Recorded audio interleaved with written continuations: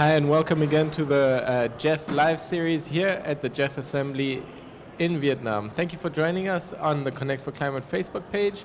And we've been running a number of discussions around the global commons, where we see action still needs to take place, how we can scale up the implementation of solutions around environmental degradation and environmental solutions, as well as around climate change. So I've got the great honor now to engage in a dialogue with Agnes Kalibata. Thank you so very much for joining us. Agnes is the president of the Alliance for a Green Revolution in Africa. And you've also held the ministerial role in Rwanda for agriculture and animal resources. Thank you so very much for joining our discussion. So maybe just to get us started, could you explain a little bit around the Alliance for a Green Revolution in Africa? What does that mean? What is a green revolution in Africa? And how are you making sure that you bring a network of stakeholders together? Yeah, so thank you. So let me start with the word alliance, because at the time AGRA was created, it's not that there were not a number of institutions out there already that were doing some of the things that we do, but we recognized that it needed an alliance of partners, but also it needed people that would deliberately reach out to private sector and be able to bring in a private sector and be able to pull private sector into usually a public space to have a discussion around how farmers access technologies. So AGRA looks at how African farmers can access technologies being better seeds that have the capacity to increase their yields, have access to better fertilizers that have the capacity to increase their yields, and really then how farmers access those things. Remembering that at the time that we came in, farmers had to move probably over 50 kilometers to get the next seed variety to be able to improve their yields, and because of that, actually, access to better technologies was extremely limited.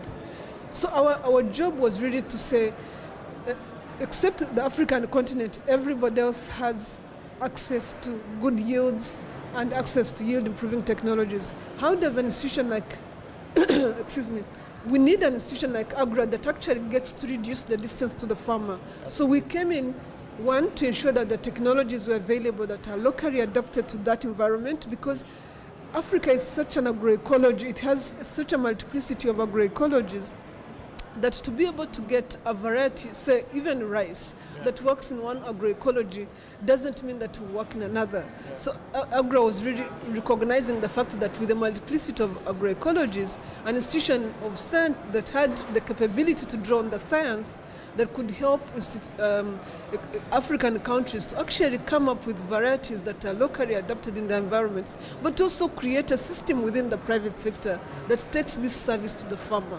So we work with national research institutions to generate the varieties, but we also work with the private sector to reduce the distance to the farmer. So I can say that today, the distance to the farmer is about 10 kilometers, which is still far, but it's 5 times less than it was 10 years ago. Absolutely. And I'm not saying that it is just AGRA, but the number, again, it's an alliance of partners, the number of partners out there that are busy working together to ensure that the distance to the farmer is reducing, and to ensure that farmers are accessing the right technologies to increase their yields. And I think that's probably a challenge that not many people are aware that, you know, Africa has a lot of diversity in its ecosystems, and hence different landscapes require different agricultural processes. So I'd also like to pick up on the second part of your name, the Green Revolution. So we are in the midst of facing a lot of environmental challenges. Climate change is impacting the most vulnerable, those who are really reliant on the natural resources, which include farmers, and the question there is, like, what do you mean by the Green Revolution, and how are you working to really enhance the yields and of the farmers and of those most affected? So the Green Revolution recognizes that with good seeds, you could triple, you could quadruple, you could even multiply by 10 the possible yields farmers are getting. So I give you an example. A farmer in Rwanda, where I worked, for some time, and which is one of the countries AGRA works in, gets on average about 5 tons per hectare of potatoes. A farmer in the Netherlands gets 55 tons of potatoes in the same area of land. So what is the Rwandan farmer doing that, or what's the Dutch farmer doing that the Rwandan farmer is not doing? So it's recognizing that there are varieties that could actually, and technologies in terms of agricultural practices, but also access to fertilizers and new ways of using fertilizers that pay attention to crop needs, but also pay attention to soil needs. And what is exactly missing that would make a difference for that crop, that actually would then result into you multiplying your yields 5 times or multiplying your yields 10 times? And why is this important? This actually fits very well into this whole discussion around land use that we're having today. Because most African farmers right now increase their yields by getting into more land, by cutting more forest, and forest areas, because they are most productive, they're extremely productive. So there's a natural propensity to go into these areas that are productive, but also very fragile. So the idea of increasing productivity actually reduces the need to want to do that.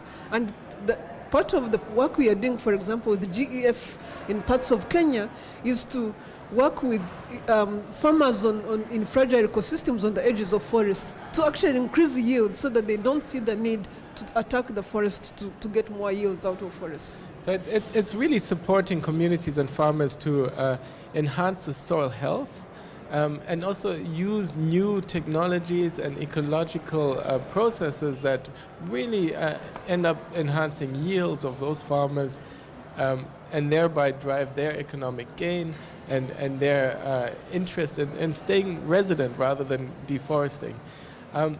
Thank you very much. And so I'd like to take the conversation a little bit further into what's happening here at the GEF Assembly. We are in the midst of a transformation where we need to start applying systems approaches. We need transformative change to help solve some of our global challenges.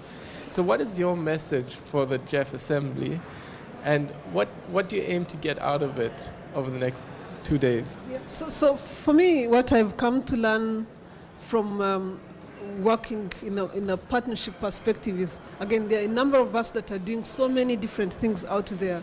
The GEF Assembly gives us an opportunity to come back and say who is driving what, where, and how do we build a coalition of partners, again, going back to the alliance, which I was talking about. We did an alliance for a green revolution. Can we now do an alliance that doesn't just focus on how we increase productivity, but also focuses on how we save our landscapes, or how we produce at the same time saving our landscapes, because the two are not mutually exclusive, because there's an opportunity to do that.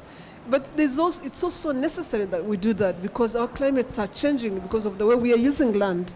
So it's imperative that we actually find new ways of using land that allows us to increase productivity, that allows us to get the benefits we want, and at the same time allows us to incorporate landscapes that are consistent with reducing the impact on climate. And what does that look like? It means planting more trees. It means using less land to produce more. And there's already, like I just said before, there's already enough evidence that we can do that. And it means that we can manage water resources better so that they don't destroy the environment, because we are paying attention on where they go, on where water goes and how it is used. It means that we are recycling things better. It means that we are saving more of what we produce, because right now we lose more from what is already produced by post-harvest losses, through post-harvest losses, than we actually save. To the extent that if we saved it, we probably wouldn't need as much land. So there's an opportunity to regenerate forests, to regenerate the environment, while at the same time saving a lot of what we produce, but also producing more on less. And it's really that opportunity that is so exciting, that, you know, landscapes are such a crucial part of enhancing our environment, our ecosystems, but also helping address climate change and some of the other pollution problems. So we're on Facebook Live, and I think we've got a question that has actually come in from the audience. So over to you, Selena. Hi, we have a question coming from the audience from Sergis Fotsotagin. And he would like to know, how can a farmer become a beneficiary of AGRA and the work that you do? How can they access these high quality seeds to improve their yields? What is the process like for engaging a farmer? So that's a great question, because that's really what we do as an institution. So I told you that we did recognize that just having those technologies, the seeds, wasn't enough, because if you don't do something about it, they'll sit on the shelf for very long. So one of the things we do is we work with the private sector. Private sector is very good at taking things and running with them. So we ensure that these varieties that are available can actually reach farmers through what we call agro dealerships. Agro dealerships are small shops, village shops, that actually can sell improved seeds for very little to farmers, or make them available to farmers. So there's a service there. You create the opportunity for someone to make money while farmers actually get the benefit of this person that is making money. So through these agro dealerships, these things are moving down. But also we are partnering with governments.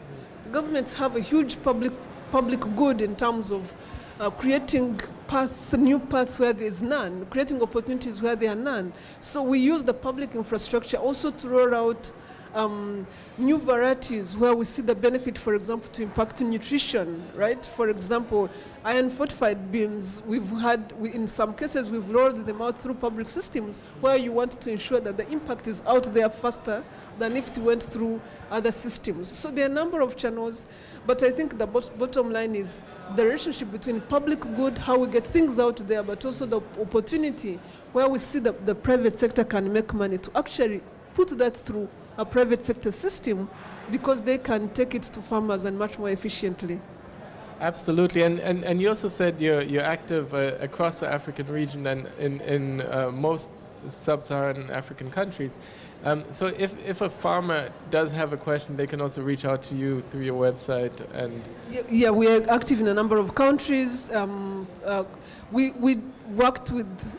When we were developing technologies, we were working in 18 countries. Right now, as we work with the governments and look at how we can support governments to build capacities to scale technologies, we are working in 11 countries.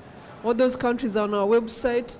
And we hope that we can really, but I think more importantly, we are creating a network of partnerships, that it won't just be AGRA, that there are so many other partners out there that are seeing the opportunity to reach out to farming communities with better seeds, but also with what we are learning here from a GEF perspective, the fact that improving yields alone is not going to be enough if we don't look at how we build in ecosystem services that can save our environment.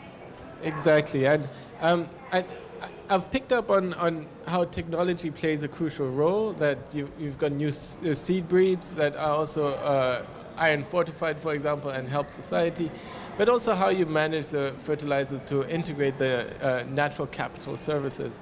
So maybe in closing, if you could also share your message for a younger audience, how they can get involved in this green revolution, in helping roll out climate-friendly and environmentally friendly agriculture solutions. So I think for me, my message to young people would be like, there's a lot of information out there. There's a lot of knowledge out there. It's extremely important as a young person to get on top of this information. I mean, if you just went to the AGRA website, there's so much you can learn from there, and there are so many other websites as well. I think what won't work is trying to produce the same way our parents or grandparents did. So for example, AGRA funds a number of startups. Right now we are funding an Uber for tractors, so that you can access a tractor the way you access an Uber, and young people should be able to understand what that means. But we are also funding any other cool innovations out there that are coming from young people. The point I'm trying to make here is, if you have a good idea out there and you're a young person and you feel like your idea can help reach more farmers, it's an opportunity to reach out to AGRA and say, yeah, this is a cool idea. And actually, at the end of the year, towards the end of the year, on 5 to 8 September, we have the African Green Evolution Forum, which is huge. It's a huge forum of about 2,000 people. It takes place every year. This year it's going to be in Kigali, in Rwanda. And you're welcome. We have a huge Agri-Tech Forum that focuses on how young people engage in agriculture, but we also have my chairman of the board, Strive, who's really has a huge following on Facebook. A lot of young people like to follow him. Every year he conducts a huge forum for young people. If you want to be part of that, he's going to be talking to young people in Kigali at the AGRA. Well, thank you so much for your leadership, and really exciting to see how you're picking up on technology, how you're engaging young people, and congratulations again on all the great work you're doing, and also on the work you've done in Rwanda in the past to really drive environmental leadership. And with that, we're going to be closing our GEF Live series here today. But please join us tomorrow on the Connect for Climate Facebook page, where we'll be broadcasting all day long with the hashtag GEF Live. Thank you so very much. Thank you.